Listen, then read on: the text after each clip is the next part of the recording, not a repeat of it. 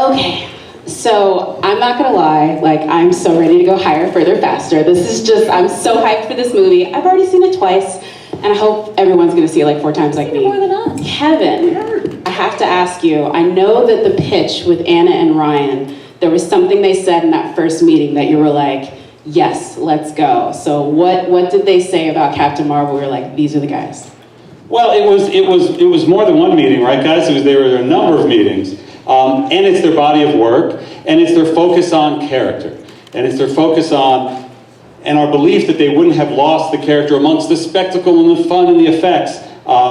And really, Anna spoke very eloquently about Carol Danvers and about that female hero. And over the course of developing the movie and producing the movie, Anna went up in a jet, as did Brie, which was super impressive, and I wouldn't do for $1 million. And you did as well, didn't you go up there? It's astounding. So yes, it was those early meetings and their amazing body of work that made us realize they could bring Carol to life. Oh, I love that. And then, of course, we have our Carol, Miss Brie Larson, Captain Marvel. This character, I don't want to tell too much, but this is not your average, not just a damsel in distress. This is a woman she's got a little edges to her. She's got some other things, but I've heard you say that this is what you love about her, is her dark sides are like a little bit extra. So tell us about why you love this Captain Marvel. There's a lot to love about her, which is why I was really excited to do this. In particular, the idea of playing a superhero or a female superhero, in particular because my interest is in female complexity, I was a little worried about playing somebody, a superhero that would be perfect, because I don't feel like that's realistic or something aspirational at all. In particular, even with my job, like you get to see this beautiful finished product where I look great, maybe in your opinion, but you don't know all the other takes that are on the cutting room floor where sometimes I physically landed on my face doing stunts, and sometimes I just do a bad take. It's just how it goes. So getting to play a character where the whole character arc and turn of this is watching her be this major risk taker, which means it's not always going to work out the best. And those are the moments, the defining moments of her character, where she doesn't lay down, she gets back up. I mean, that's everything. That's for everybody. There isn't a person who can't relate to that, I don't think. Yeah, that get back up, I loved it. It's my favorite part of, like, you know, just her with that fist. I'm like, yes, queen. But in the process of making this movie, you had to get back up. Did y'all see her push a Jeep? Anyone? Because I did, and I felt very bad about all of my life choices, because I will never push a Jeep. So I think inspirationally for everyone else, in the process of this physical transformation you made to make Captain Marvel look like the strongest being in the galaxy, was there ever that day where you're like, I need something to like help me get back up? And where did you find that like extra oomph? Yeah, all the time, all the time. You think training for that many hours every day for 9 months, like every day I was just like, I'm amazing. Like I sobbed in the gym many times. My trainer would be like, oh, she's crying again. It's very emotional when you're kind of stirring up something very vulnerable and raw inside of you, and you're also learning that it's just for you. There was nothing for me to prove. I wasn't proving it to other people at the gym. I certainly wasn't proving it to my trainer because he was never going to be fully impressed. It's his job to not be impressed. It was for myself. And for me, the main reason for doing it was so that in moments like this, when we're talking about Carol's strength and we're talking about, you know, what I learned from her, it's that I'm stronger than I realized. Of course, this movie is like assisted with VFX because I can't personally shoot photon blasts. There's not enough prep in the world for me to do that yet, but I will figure it out if there's a way. But I can stand here and say that I am really strong. I was able to deadlift 225 pounds. I was able to hip thrust 400 pounds. I was able to push my trainer's 5,000 pound Jeep up a hill for 60 seconds. So this concept when it comes to like gender norms or what the human body is capable of, or in particular maybe what a female body is capable of, it's capable of a lot. You know. Doing that for me. She sent those. I also was doing it to brag. Send those to me. Was she giving you the business on Instagram, Yeah. being like, He had that Jeep video Really, like Brie, a this what I year got? ago. Really, this what I got to deal with? Okay. well, that I'm going to really try to maybe do a couple squats now. I'm just kidding. Anna and Ryan, though, I want to talk to you guys. One of the things I loved about the movie was how many 90s awesome touches it has. It's like dripping with 90s nostalgia, and it just brought me back to like my adolescence. Was that like from the script from the beginning? Did you have all the music cues? Did you have like, this is where we want to go? Or did that come in the like pre-production process to make it this 90s wonderland? Oh yeah, we made like a big playlist at the beginning of the movie, and we shared it with the crew and some of the cast, and some of those songs are in the movie, but it was really just in post. We put the scenes together and just threw songs in and see what stuck, and it was very much a collaboration with Kevin and the whole team at Marvel to figure out which songs really worked the best. I actually worked at a Blockbuster in 1995, so that brought back a lot of memories creating that set. For you, Anna, was there anything that you wanted to get in there that you couldn't? Like maybe a Fruitopia bottle? I was looking for it. What were you looking for? Fruitopia. That was like the drink from the 90s. Like I was like, please bring it back. That and Clearly Canadian. Yeah, I was a big candy eater in the 90s, so there was a lot of, even, do you remember those like little like kangaroo things that you could like Dunkaroos? Yes, oh my God. Frosting! That's what those, you're right, they're, you know what, you don't Which eat enough flavor? of this movie. Which flavor? I liked like the kind of the vanilla with the little chocolate. Totally. Anyways, you don't eat enough in the movie, so basically we couldn't get those Dunkaroos in. Oh man, I would have loved that. And you had the right flavor too. The chocolate kangaroo with the vanilla icing. Anyone that disagrees, you're wrong. Sam, so this is a new Nick Fury that we get to see this time. Or not a Nick Fury we haven't gotten to see before. Let's put it to you that way. What did you particularly like about embodying, this 90s version of our favorite SHIELD leader? Well, sort of a kinder, gentler, not so cynical, world-weary, chip on the shoulder Nick Fury,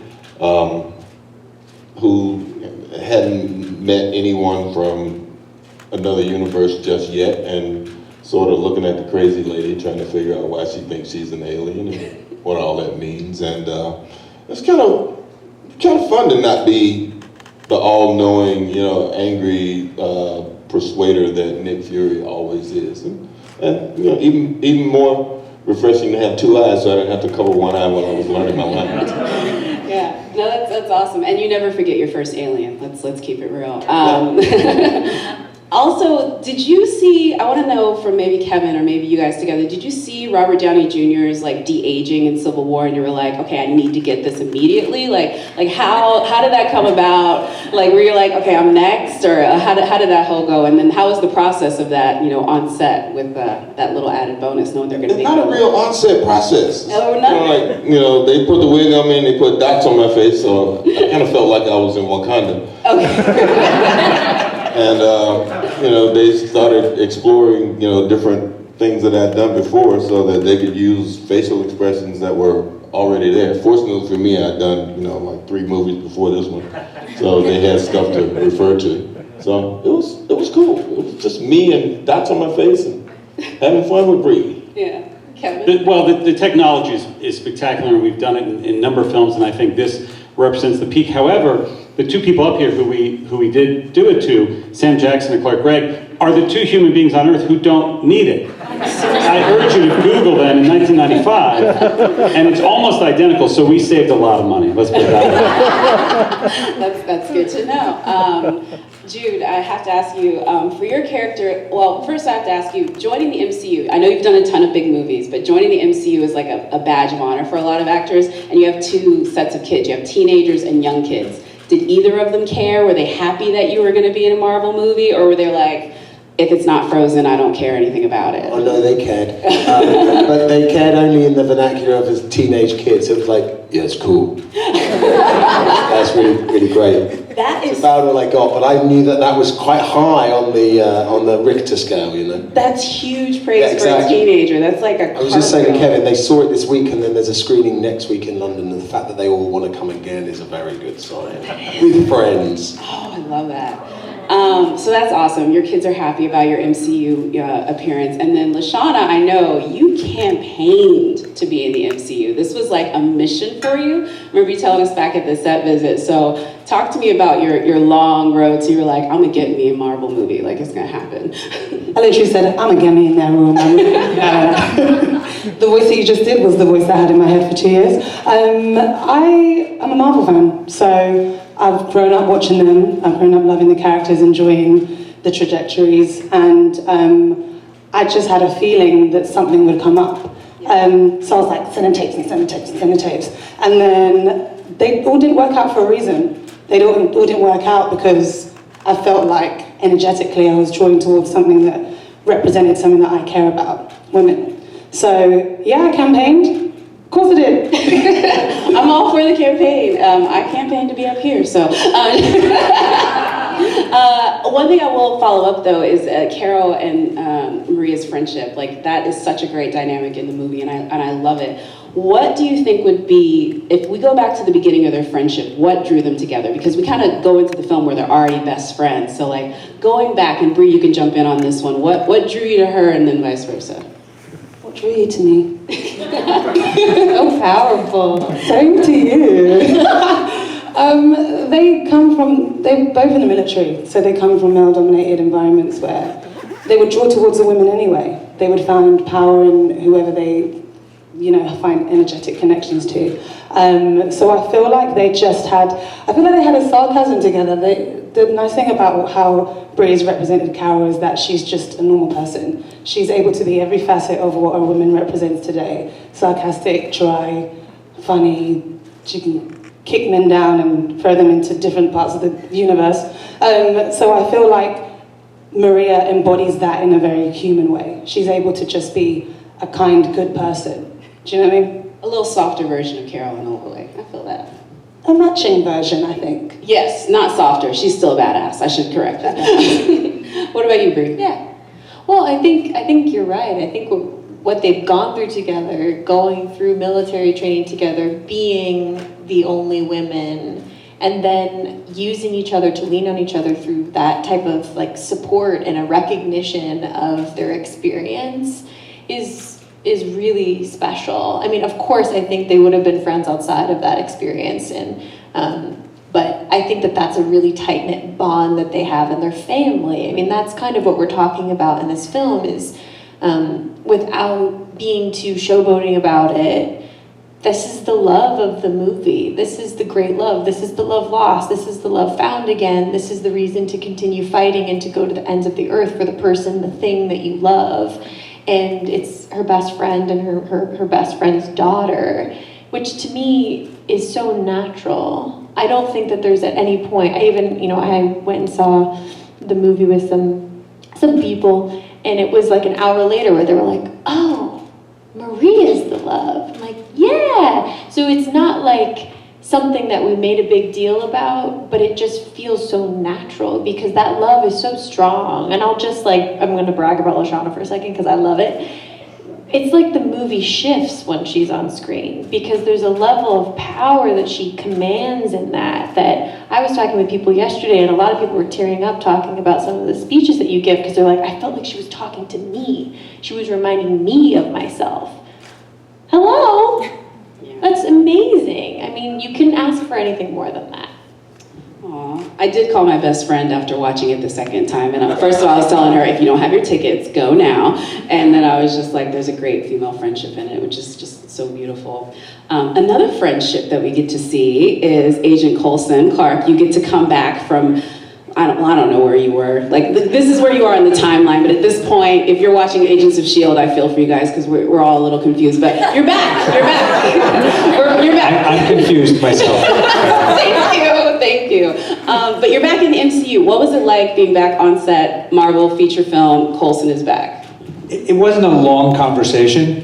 They said, hey, listen, do you want to come back? It's the 90s, cool soundtrack, Ryan and Anna, little origin buddy stuff with Sam, and they're going to give you more hair and make you look younger. Oh, and Brie Larson is going to be Captain Marvel. And I was like, okay, where do I go? And it superseded that in every way. It was so incredibly fun to do. And I've gotten the thrill of taking my young daughter to a bunch of Marvel movies, but I'm taking a 17-year-old young woman to see Captain Marvel next week, and I've never been more excited to take her to anything ever. Oh, so awesome. I love that. Gemma, I'm saving the best for last. So I think it's going to be hard for a lot of folks. I have like deep cuts on your filmography going back to like Fresh Meat. I know like I'm here. Wow, way back. Yeah. But other folks are just gonna remember Crazy Rich Asians. Recently, you were this Asian ethereal princess that was so regal, and then you show up this time as this like sniper mean girl, all in blue, and it's gonna be hard. It's gonna be like a steering wheel for people. So what was it like embracing your inner mean girl? I loved it. You know, I like to change it up and surprise people a bit, and it was really fun going from playing Astrid, who was this very warm-hearted, kind, empathetic person, to Minerva, who is she's got a harder edge, she's sarcastic, she's a bit of a mean girl, but I like that. I like kind of tapping into that side of me. It was fun. It's fun to be bad.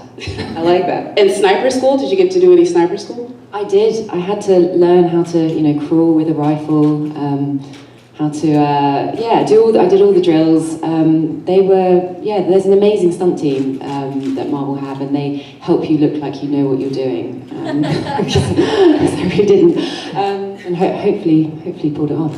Excellent. All right, I'm going to throw it to the audience in just one sec, but real quick, I'm going to, and there'll be microphones, so just raise your hand. I'll be as democratic as possible. Real quick, starting down here with Ryan. Again, I loved that it was the 90s and I was obsessed. So I'm gonna ask everyone real quick answer. Is there anything from the 90s that you want to come back? Maybe you're a Fruitopia, clearly a Canadian person like me.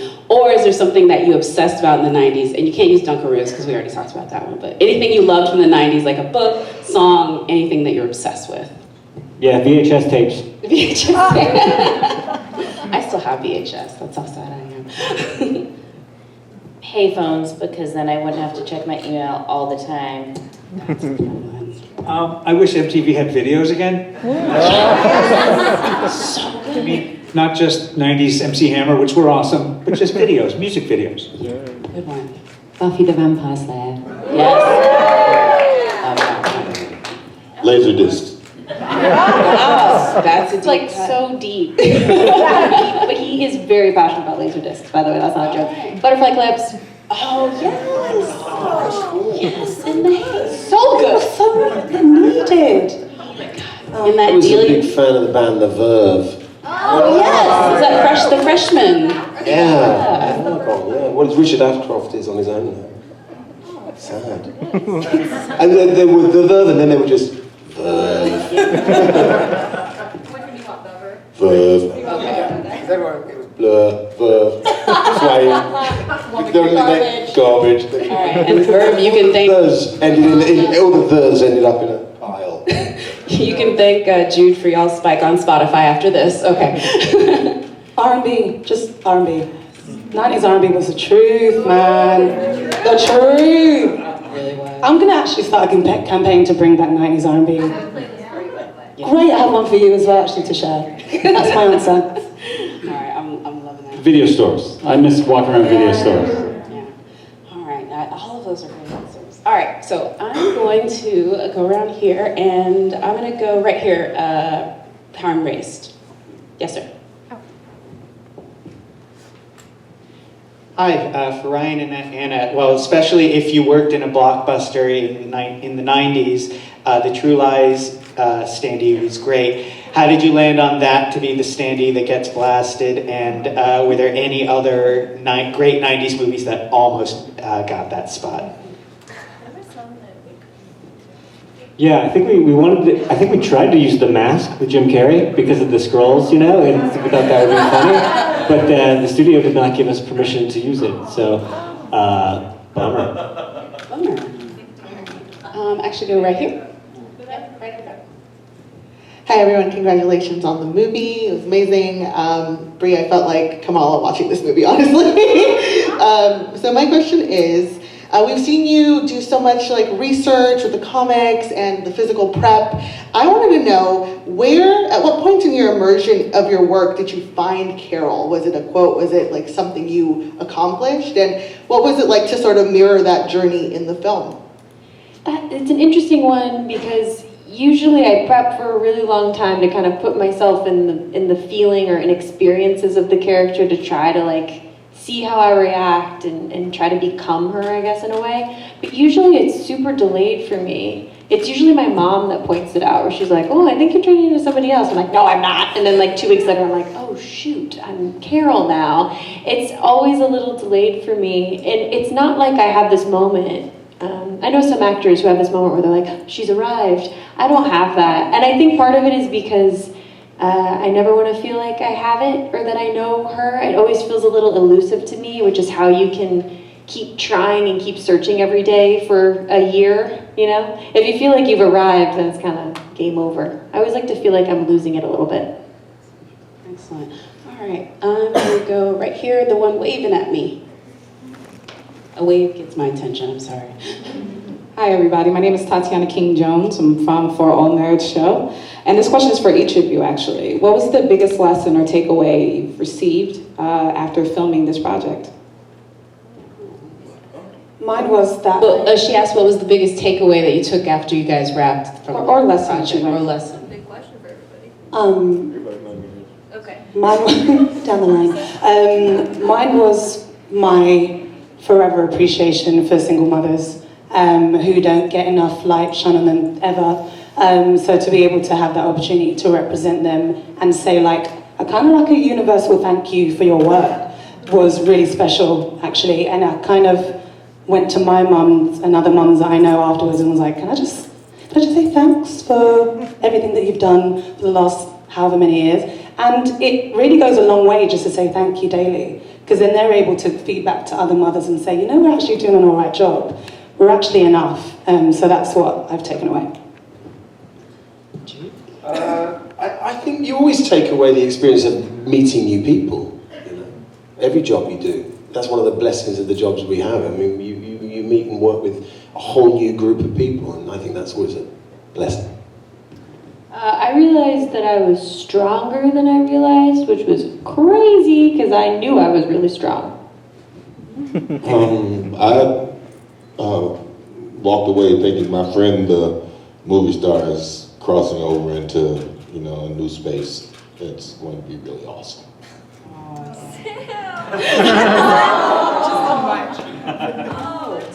The anonymity is gone. Yeah, you can't do those He late. loves having a front row seat to this, by the way. Dang. There with the Oscar stuff too. He's just like always in the corner like, dang. You're like weird. As a good friend would. Gemma? I now know that if you're going to play a blue character, you have to go to work at 3 a.m.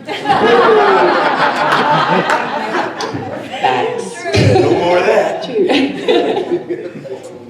I've had a long journey, 11 years I think, and including 130 hours of television and a lot of trauma and heartbreak. So for me to come back around to a very innocent, excited space, an origin moment, I found it really moving. Anne and Ryan? I think I realized over the course of making this movie that I'm, as a person, kind of more comfortable hiding and not being seen. And like literally, I just remembered the story of how Ryan and I, when we made our first short film together and we were at Sundance and we won an award and we got on stage and I literally hid behind him. And it's on tape somewhere. And just, I think this process, the whole process has helped me, you know, be more confident in my voice and just be more comfortable, or not, I'm not very comfortable right now, I gotta be honest, but a little bit more comfortable just being seen. Yeah, I mean, for me, I've always sort of known this, but I learned just how kick-ass my directing partner is. She's awesome. I don't want to leave you completely out, Kevin. I know this is like your children, and this is the 20 plus now. But anything particular you're gonna leave away with Captain Marvel? No, I mean, I think all these answers were amazing. I think what Jude said, it's about meeting new people. It's about seeing people grow and evolve, and bringing an unbelievably powerful female character to the screen. I love that. All right, I'm gonna go gentleman right here in the blue. Yes, you, sir. Yes. Hi, everyone. ask my question. I can just think of it off the top of my head. So there's been a lot of conversation about the push to really diversify and make more inclusive the discourse around the film. I wanted to ask all of you, how does having more voices sort of reflecting on these types of projects really inform the way that you bring the characters to life? Oh, how we bring the characters to life? Yes?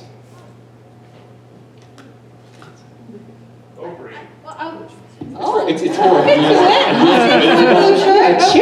do you want to answer for me?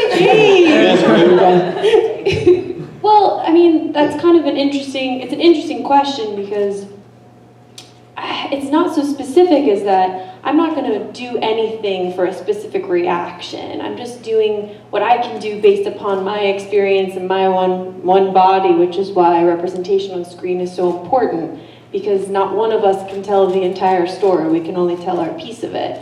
But with films like this that do end up going international, a lot of the time with smaller movies, you don't know. Sometimes they do, sometimes they don't. It means you get to have a really extensive conversation with movies like this. And I'm so grateful that this film has so many pockets in it. If you want to just enjoy it, you totally can. But there are a lot of aspects to it that I think are worth, talking with your friends about, talking with your family about. And so when you have a multicultural global conversation like that, I think it allows all of us, through the veil of metaphor of a film, to be able to reveal some deeper truths and maybe empathize in a new way. Does that answer your question? Definitely. Okay, cool. I just want to add a little more to that. I want to say, going back to the set visit that I was on way back, last year, everyone on the stage, Disney Publicity, Marvel, they committed to extra time, extra trips, extra resources so that this entire press conference could be more inclusive. And as I look out into the press conference audience, I see those results, and I just want to thank everyone on this stage and Disney for making that happen, because it's amazing, and thank all of you. Off my soapbox now. All right, I'm gonna go right here. Yes. I just loved the friendship between Maria and Carol. It was so moving to me. I would watch a separate movie of just you two going through your Air Force career. So I come from an Air Force family, and I was wondering, did you go through a military training for the movie? And I'd love to hear about it. I've been talking a long time. Please, I'd love to hear you say it. Yes, I was able to take some military training. Flying an F-16 is like your eyeballs coming out of the sockets and landing in your back pocket kind of thing. That was great. I can't liken it to anything else but that. It's wonderful to be able to be an actor and just add these different experiences and skills to your repertoire.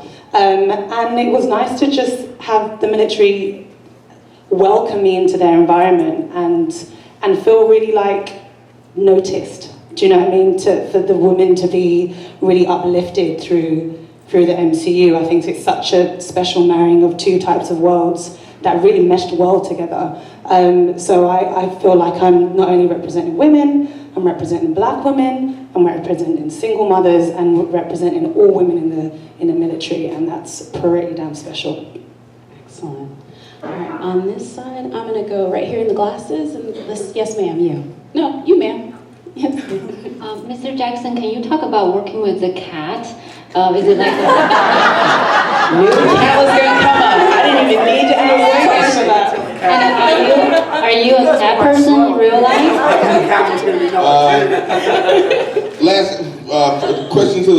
Answer the last question. No, I'm not a cat person. But I'm also not a dog, bird, or fish person either. So I just don't engage pets. Reggie is like most animals that people bring to set that have been trained to do this, that, or the other. He's snack oriented. Give him something to eat, he shows up. You give him something to eat, you talk softly and nice to him, give him something to eat again, they love you. So it works out. And that was actually forecast, but Reggie did the majority. He did the heavy lifting most of the time. But he was great to be around. I mean, she had more problems with him than I did because she has cat allergies. Personally, I'm severely allergic to be clear. I mean, not problems. I mean, issues. we weren't like, it was not sort of like diva, like we could work together. Sabotage me kind of We didn't hang out between shots. I mean, nobody was walking around like, hey, let's carry Reggie around. No, we gave him back to the people that owned him and, let him be in his own space. Send him back to his own trailer.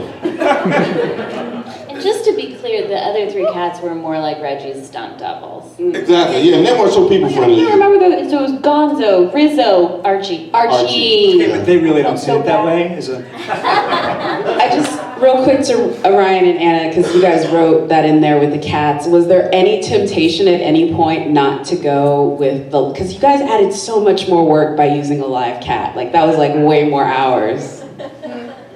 Why do you think that? There's something about getting a cat to just do what he normally does, and it was part of the struggle actually of having a very well-trained, very directable cat on screen, is that sometimes we just wanted him to do the random thing that a cat's gonna do, like lick his paw or go rub up against somebody. And so we sometimes had to be, kind of suggest to the trainer, maybe just let him do his thing for a little while, because there's something about the spontaneity of what an animal can do, and I feel like it was worth it. I'm not gonna say Reggie did literally everything in the movie.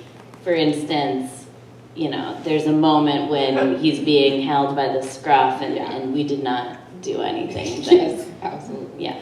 I'm gonna go on this side right here. Yes, sir, right in the front. I just wanted to know, when you guys all go to set, who's the alpha dog? Because Kevin Feige is the head of the studio. Brie, you are you're Captain Marvel. Samuel Jackson, you're Samuel Jackson. I just wanted to know on your set, who's the alpha dog, in terms of who you guys think is Reggie. Reggie. We were just following Reggie. The set got very, very quiet and respectful whenever Reggie came on, and the actors were like, how come we don't get this respect? I got in trouble because I ran screaming, Shake Shack! Right next to the cat. They're like, the cat's working right now.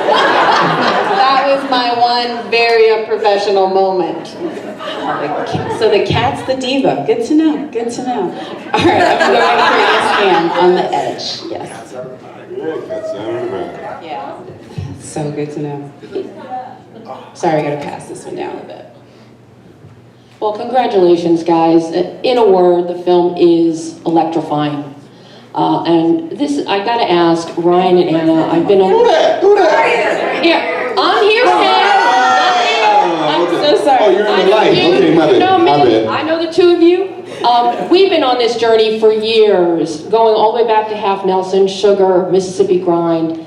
To see what the two of you have done here is amazing.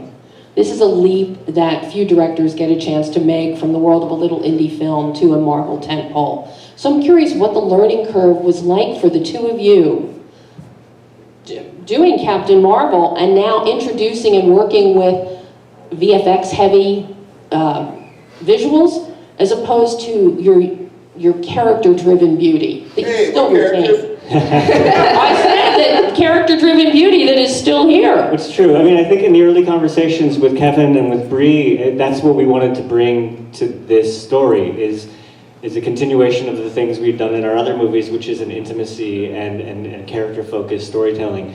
The visual effects were challenging at first for us, but we were working with the best in the business here, and they've done one or two of these movies before we got here, and we were just we were in good hands, and we were able to lean on them and work very collaboratively with the VFX team and learn how that works. And they were patient with us, and it was wonderful. I can't think of a better studio to take that leap with. I mean, they're just the best collaborators at Marvel, and really let us tell the story we wanted to tell.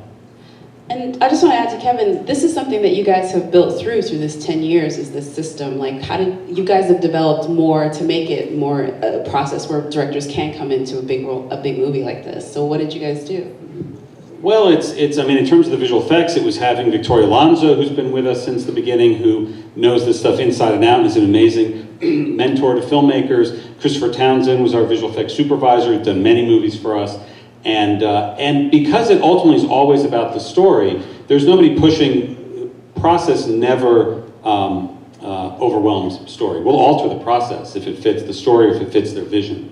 And that's how you end up with a great movie like this. I love it. All right, we got time for one more. I'm gonna go right here in front. Yes, ma'am. Sorry, guys. So, first of all, I just want to say, amazing movie, completely empowering, and I thought it was absolutely one of the best to come out so far. My question for anybody really is, what was your favorite scene to film? Is there something that really stands out to you? Is there a favorite part that really spoke to you? Anything like that? No spoilers. Yeah, no spoilers. So talk about the movie, don't. I know. I'm like, okay, I'm loving that one, but they're probably not gonna be able to answer it. So, okay, I'm gonna do one more real quick.